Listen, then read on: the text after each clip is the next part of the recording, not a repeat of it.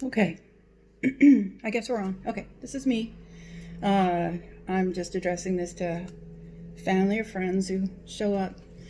I'm doing stuff to stay relaxed and enjoy myself because things are incredibly stressful.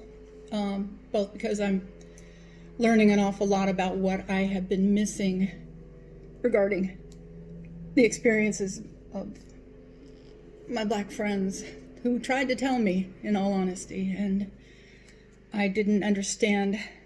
Again, I once mentioned it's relentless. What they go through is relentless.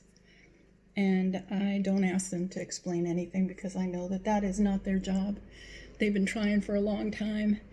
So I've been educating myself and finding that there is more to life than, well, even that I thought I was aware of, because I try not to be an ignorant person. Meanwhile, I'm trying to get the lid off this sucker because it is a really good glue and I need to use it and it's not happening. Let's see. Also, on Thursday, I have a hearing that I asked for because I let a man move in a year ago because he really needed a place and he works for my neighbor. And a few months after he moved in, he wanted his internet girlfriend to move in for a few months while they looked for a place together. And the picture he showed me was a young girl who was at a bar with her friends partying. And we are all old people. We are all over 60, except for Scott. He was 50 something, 52, I think. And the one thing that makes this household work so well is that we are of like mind. We have familiar or consistent experiences. It just helps us to avoid things that normally would make a roommate situation incredibly stressful, like unworkable. Anyway, and I told him that I've had bad experiences. For instance, I told him a woman moved in who brought men home so that she could prostitute in my basement. And that was not okay. I had another woman who was a thief, and that was not okay. And I've just learned that I need to make sure that people who move in are compatible before I say that they can. So therefore, sorry, I can't. We're already at capacity, and I mentally and physically am just not up to more than what we have. And he said he understood, but then later came back a day or two later and said he had talked it over with his friend, Carl, apparently in this case, and that it was unfair, and that and he started to tell me lies about things that I had said that I never said. And it shook me up because that's a level of mental health problem that I'm not familiar with. I don't know how to deal with someone who can lie about reality to that extent. To my face, knowing that I'm the one that didn't say those things. And then he proceeded to try and walk out of the house without paying the rent after it was like the third or fourth of the month. And I had paid bills believing that I had the income to support that. And so he was leaving me in a difficult position. And I let him know. His response was, well, you shouldn't have been mean to me. So I knew at this point that he was dishonest and untrustworthy. And I needed to protect myself, and I wanted him gone. But I didn't do anything about it. Even in November, my birthday, I told my kids, I got to get this guy out of my house. It's too stressful living with someone who can do things like that. But I didn't. Things got quiet. Everything seems to relax. And so I didn't pursue that. And I regret now so much that I didn't. Because within a few months, COVID came around. And a similar situation came up where he moved his son in and hid it from me. And then when I confronted him, I didn't confront him so much as say, well, I understand your son lives here now. Last time I had a roommate move her son in, she agreed that $700 a month was reasonable. In other words, raising the rent by $100 a month would help and share in the expenses of having another person in the home. He didn't ask me if his son could move in, he just did it. And apparently he did it a month and a half before someone actually said, hey, Vicki, did you know? So I didn't bring that up. I just said, what do you think? Do you think this is fair? We can talk about it. He replied, it's okay. So when rent came around, he pretended he didn't remember. And because he had lied about these things before, I believed that he was untrustworthy. So I was firm and I said, you agreed to it on May 20th. So therefore you have to pay me the $700. And he started to flip out and said that no, he didn't say that. What he said was, you're not very nice, basically. And that you don't have a contract with me and therefore you should be nicer to me.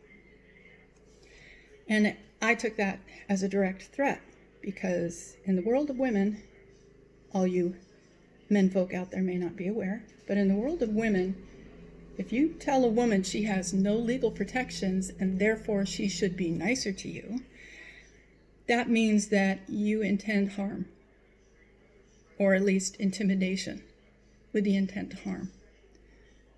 So I told him, that's it, you have to go, you're threatening me. And he started harassing me with dozens of texts, which I occasionally responded to, but for the most part ignored, because it at this point had really begun to affect me in a way that was really awful. It was adrenaline pumping, fear-inducing stress that no one needs. I told him I wanted him out. He said he's going to leave whenever he damn well feels like it. I contacted the sheriff's department. They told me, no, because of COVID-19 and the moratorium, you can't evict him unless he's physically threatened you. So I said, okay. I sent him a text and I said, I told you a few days ago, I told him on Sunday I want you out. This was a few days later. I want you out by this next Sunday.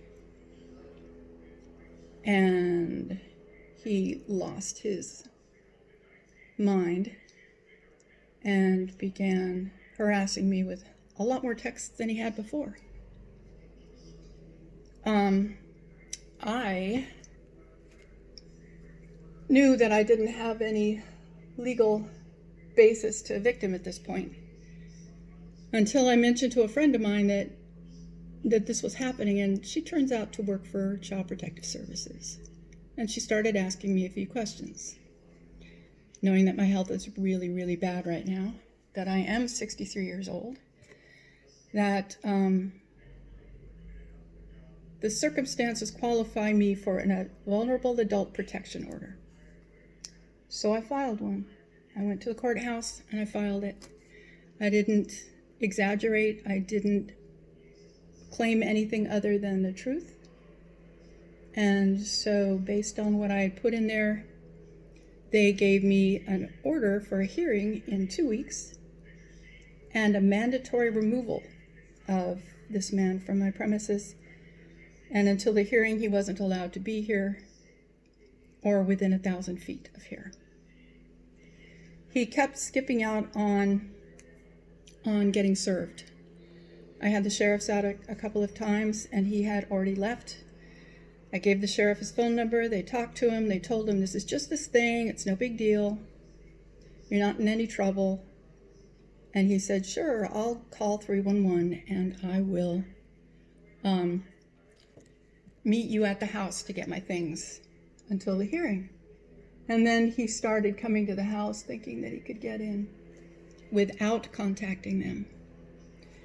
And so I didn't actually realize this, and I didn't actually lock the bolt at the front door, but he didn't have a key to it. And so he tried to get in, and he couldn't. And I thought, well, okay, good. So he left his cats here. I was worried about them. Contacted him about them specifically, and he said, stop harassing me. So I stopped. And since then, he has been served. He finally, because I let him know the cats are in, I believe, in danger of being left in that room alone all this time. He finally called the sheriff and met them at my house. He met with them out front, a man, who probably didn't appreciate the Black Lives Matter written across my back windshield because he kept looking at it. And he was antagonistic would be accurate. He was antagonistic towards me. I don't know if it was something that Scott had said or if it was just me. But he did his job, made sure Scott got his things out. One of my sons came over just to watch what happened. He was there when Scott went to another vulnerable adult in the home and said some apparently really derogatory things about me. Because I hadn't done anything wrong. I had been afraid.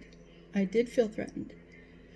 And when I went back later and looked at my texts, I realized that at one point I was antagonistic, a little bit. I said, you knew that you were supposed to spend $700 on the rent because you moved your son in. You moved him in without even telling me. You hid him in your room. I'm not sure if I said hid. Anyway, so long story short, the hearing is on this Thursday.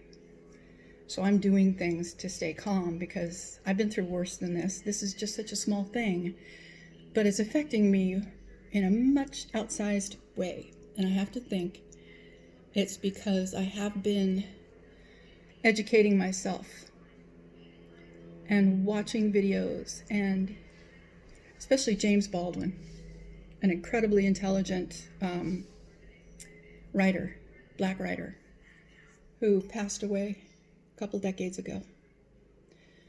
And so it's stress on top of stress.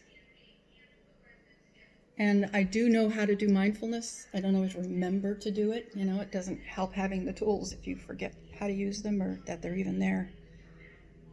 So I will be using the mindfulness. But meanwhile, this is something I've been promising myself for a while. I was going to do this. This, by the way, is Swarovski crystals, which are stupidly expensive, but really quite beautiful. And I like them, so I'm using them. This is based on a design I did a few weeks ago. That, because these were the only colors I happened to have at the time. For the most part, it's just bubble in the ocean. I'm using Capri Blue and Emerald Green. Oh, let me get the other one that I already had done.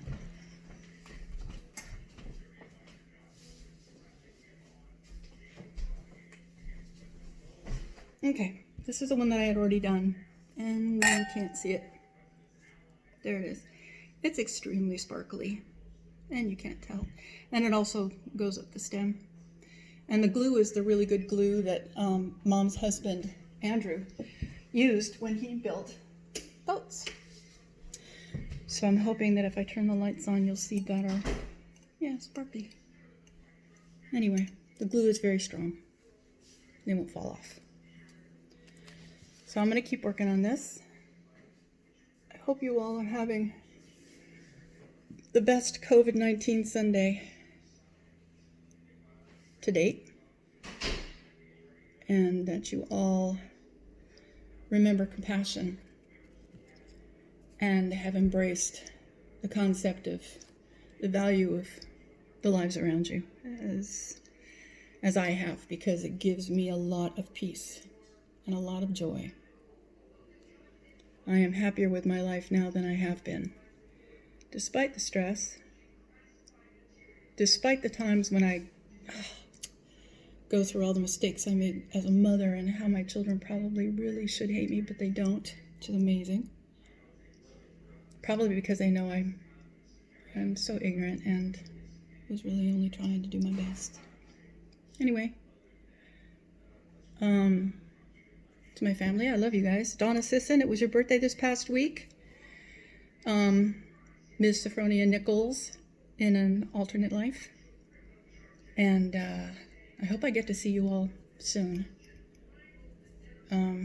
Anyway, peace, happiness, hello.